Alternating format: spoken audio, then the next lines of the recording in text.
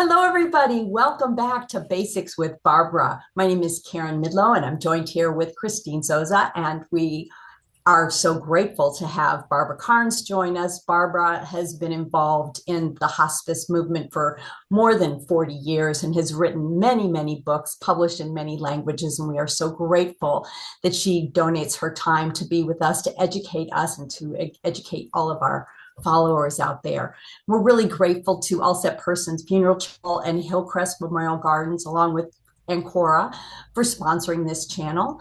And with that, I'm going to turn it over to my partner in crime, Christine. What you got for us today?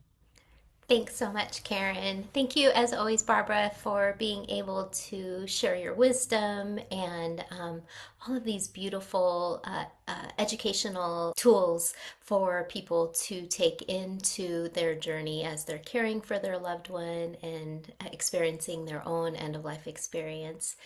And Barbara, we were thinking about talking this month. On April 16th is actually the National Healthcare Decisions Day. And I was wondering if you wouldn't mind speaking to our listeners here the importance of advanced care planning, how to really plan and prepare for that inevitable journey that we're going to take, and what that could possibly look like if someone doesn't plan and prepare.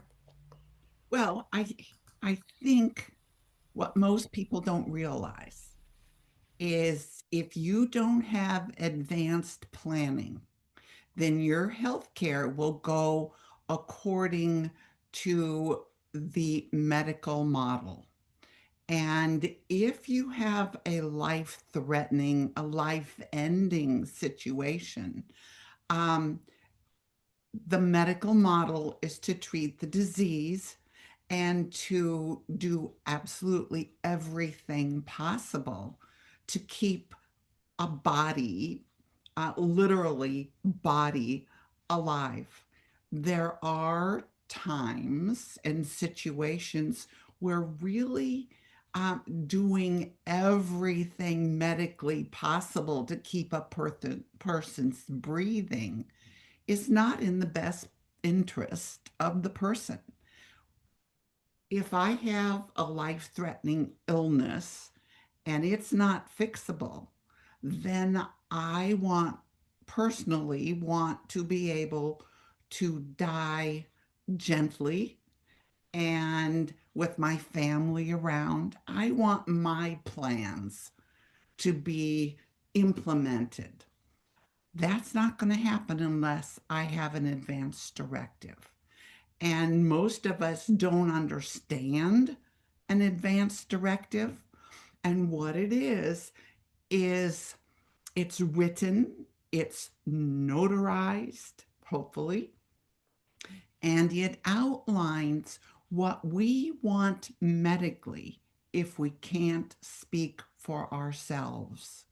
It's down in paper what we want, not what the medical establishment wants, what we want. But you got to have it notarized. You've got to have it in the first place, you have to have it written. And then the next thing about an advance directive is you have to tell someone that you've got one and what it is and talk about it and explain to that person that you're going to give a durable medical power of attorney to, and remind me because that's an important part of this. Um, if that person doesn't know what you want, then they can't speak for you. So you've got to have an open conversation with the person you assign a durable medical power of attorney.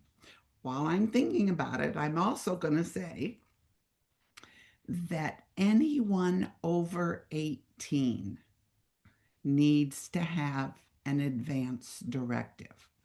We parents think that I'm my son at 25 parent and I can say for what he wants if he can't speak for himself. Unfortunately, the medical establishment does not look at it that way. It's some physicians will accept what you want, but there's also a lot that won't unless you have a advance directive and a spokesperson, which is the durable medical power of attorney. So you want that when your child becomes an adult, which is at 18. It's so good. Such a reminder. I think about what you're speaking of is, making those choices are personal and individual because choices that someone might make for themselves might be different than the choices that may make for myself. And I feel like that's such a sense of empowerment of realizing that we can get off the medical treadmill at any time. We can make a choice to say this treatment is not. I guess what I think about is the level of suffering. I'm not into suffering. I don't want to suffer, and so to me that feels very empowering, knowing that I have choice. And Well, yeah, and I want to be in charge of my body and my medical um, whatever situation, whatever it is. I want to be in charge.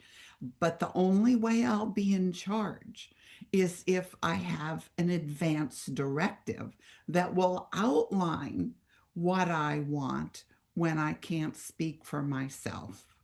I don't want someone else thinking what's best for me.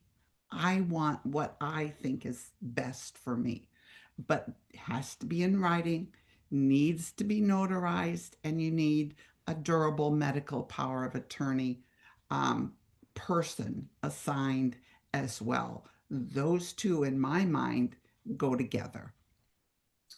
Hey, Barbara, I thought of a question because I know you have a family. How did you go about having the conversation with your family? You've been doing this for so many years. How did that work for you? Well, I kind of am an exception. Yes, I have a durable medical power of attorney. I have an advance directive. But in regards to having a talk with my family, my whole life has been about end of life and a dignified ending to life. And so they know I'm an open book. They know me. But yes, we talk about dying and death all the time. I mean, most families don't, but it's because of who I am and what I do. Um, so, yes, I have both of those and have had them for years, uh, as did my husband, as does everyone in my family, including the 18-year-old grandkids and up. Uh, it is an important part of living so that we can live the way we want to until we're dead. I've got one more question for you then, Barbara, and that is being that your family's had the conversation, how would you go about talking to other seniors who have not had the conversations, whose adult children are saying, "Mom, I don't want to talk about this. I don't want to talk about this." Well, what kind of advice or tips would you say to those folks? You say to those adult children, you may not want to talk about it, but I do. And it's important to me to have you hear what I have to say. There are times when no matter how old we are or matter how old our children are, we have to be forceful in verbally saying, wait a minute, guys, you need to hear this. I need to talk about it. And sit them down. And it's so important. And yes, nobody wants to talk about dying. Other people die. No one wants to hear plans for if I'm dead because no one wants to think about me being dead, including me. Uh, and yet, it's really in everyone's best interest to have that conversation and get it on paper. Because it's not enough just to have the conversation. It's not enough. You need the paperwork to back up the conversation so that when you need that, someone doesn't say, well, yeah, mom talked about it, but she didn't really mean it. And those things happen within family dynamics. If it's in writing, on paper, notarized, then there isn't any question about what you want. Such great information. You know, did you know that only 1 in 3 Americans have their advance directives done, Barbara? That's the statistics right now. It's a little bit staggering. And so this April 16th, getting out there and getting people to really get their advance directives done, or at least start the conversations, is so important. Hopefully we can make a shift and let people know that they need to get their plan. It's the best gift that they can give their family. And I don't think any adult wants to be a burden on their children. And this is a wonderful way not to be a burden if you get all those plans in place. So thank you for that. That's great. And there's wonderful resources for people to get information on for their advanced directives. You can check out compassionatechoices.org. They have all kinds of wonderful tools. Doulagivers.com has some wonderful tools. The state of Idaho has free tools. Any other places you really recommend people go look, Barbara, if they're looking to find it? Well, you've outlined excellent resources, but we can always go to our friend Google and put in advanced directives, and you can print out free copies. And again, just having the piece of paper isn't enough. You have to have the conversation, but you can start with the piece of paper. It's so great. That's such great information. Well, and as Barbara says, people don't die like they do in the movies. And so having your advance directives is just such an important thing for your family. If you would like further information about Barbara, please check out her website, which is bkbooks.com, and sign up for her blog. She has a blog every week that'll come in with some great tips and tools, and they're a quick read and always filled with information and very much from the heart, along with all the books. How many books do you have now, Barbara? Jeez, I must have 15 or 15. I will count. I think that sounds about right. yeah. But check out all of her books. And Gone from My Sight is definitely my favorite. I keep it in my car and give it to families all the time because it's just such a powerful, helpful book. We appreciate you, Barbara. Thank you for being here. Christine, thank you. And we wish you all a wonderful day. Don't forget your advance directives. Get them done. Have that conversation. Hope's not a plan. We'll see you next month.